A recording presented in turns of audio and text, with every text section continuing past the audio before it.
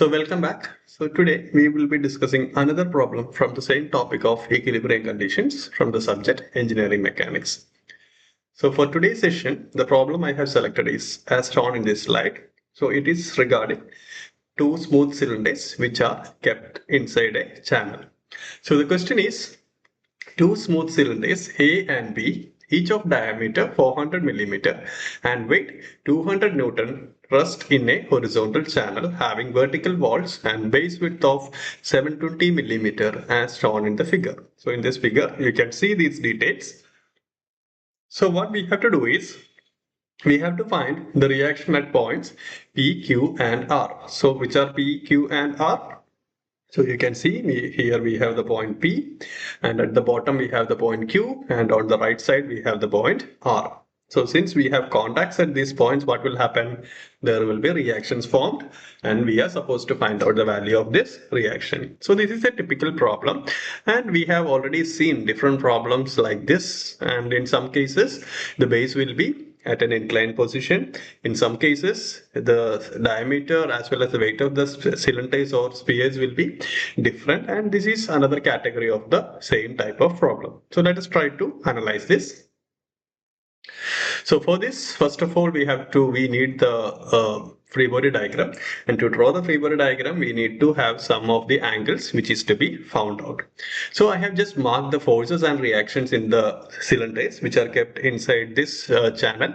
So as you can see, we were having two cylinders and it was having contact at P, Q as well as R. Therefore, there will be reactions formed like this. So let us mark it as R1, R3 here and as well as R4 here. So in addition to this, these two cylinders are actually in contact with each other, so that there will be another reaction. But the specialty of this reaction is like these two reactions, that is one action will be made by the top cylinder on the bottom cylinder, and in return it will get a reaction. So let us mark it as R2.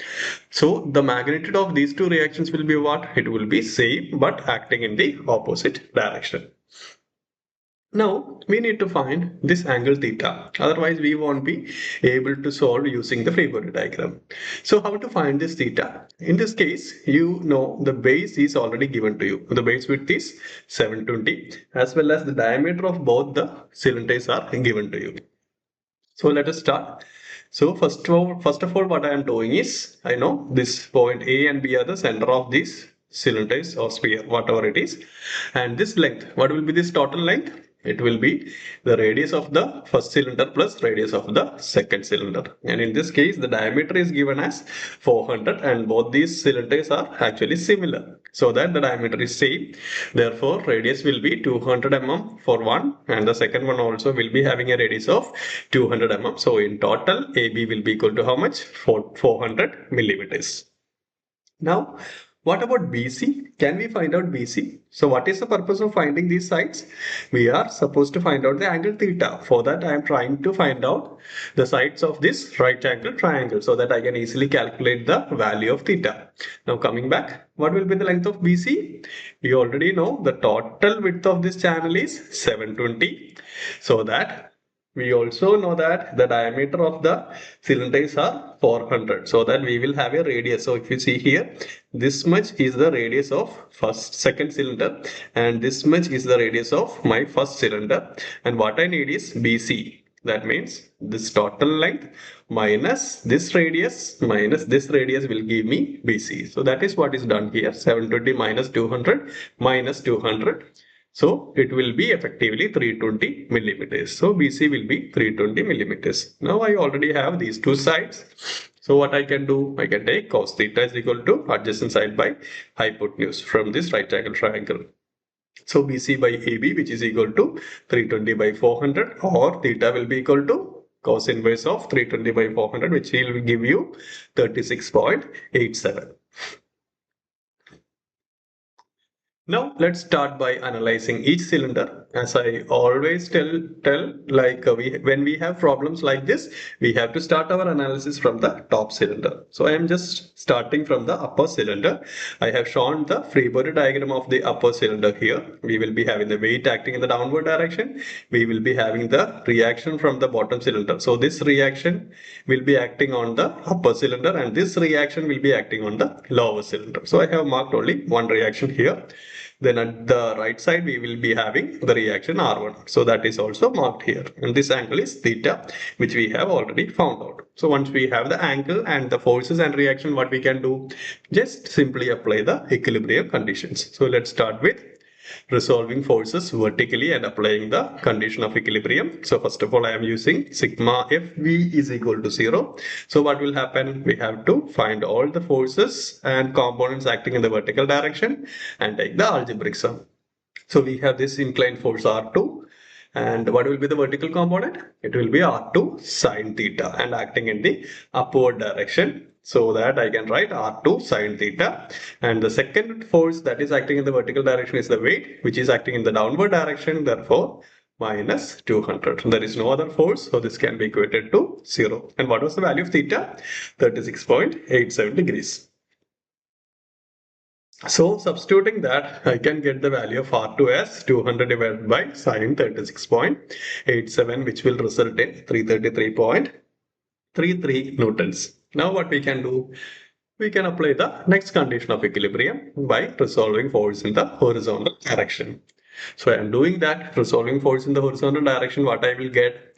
I will have a component of this R2 which is acting towards the right, so that its component will be positive and the magnitude will be R2 times cos theta. So R2 cos theta, and we have another reaction acting to the left, so that it will have a minus sign. So minus R1. So this is the summation of all the horizontal forces and components, so that this can be equated to 0. So from this, you already know the value of R2. R2 was 333.33. So you can substitute it here, so that the only unknown is R1. So from this, if you simplify, you can see that R1 will be coming as 266.67 Newton. So that now we have found out the value of R1 as well as R2. Now, once you know the value of R2, you can easily analyze the second cylinder, because one of the unknown which is acting on the second cylinder is now already solved. That is the value of R2. Anyway, let's move on to the free body diagram of second cylinder, and we will start analyzing the second cylinder. So consider the equilibrium of lower cylinder, and this will be the free body diagram of the lower cylinder. Here we will have reaction from the left side, reaction from the bottom acting in the vertical direction, as well as the reaction from the upper cylinder and the weight of the cylinder. So all these forces are shown here. We have reaction from the upper cylinder, we have reaction from the left, we have reaction from the bottom, as well as the weight of the cylinder as shown here.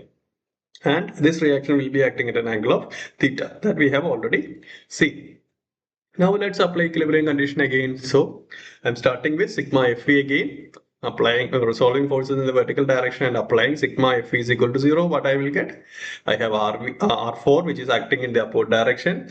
I have weight acting in the downward direction, as well as I have an inclined force, so that its vertical component will be R2 sine theta, but it will be acting again in the downward direction. So taking all the upward force positive and downward force negative, I will get R4 minus 200 minus R2, that is 333.33 sine theta is equal to 0. So from this you can see the only unknown force is R4. So it will come down to 400 Newton. So now we already know R1, R2 as well as R4. The only unknown is now R3. So for that, what we can do? We can apply our remaining equilibrium condition.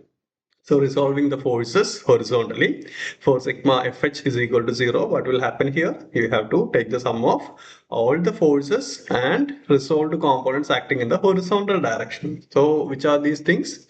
That is, we have this R3 which is acting to the right. So it is taken as positive here. Then you have an inclined force which will produce a horizontal component, right? So R2 cos theta will be the horizontal component, but it will be acting to the left, so that it will be negative. Therefore, minus 333.33 cos theta is equal to 0. So these two are the only forces that are acting in the horizontal direction. So the summation of these two forces should be equal to 0. And from this, you can get the value of R3, and it will come around 266.67 Newton. So To summarize, the final reactions are reactions at P is equal to 266.67, reaction Q is equal to 400 Newton, and the reaction at R is equal to 266.67 Newton. I hope you understood how you can solve these type of problems.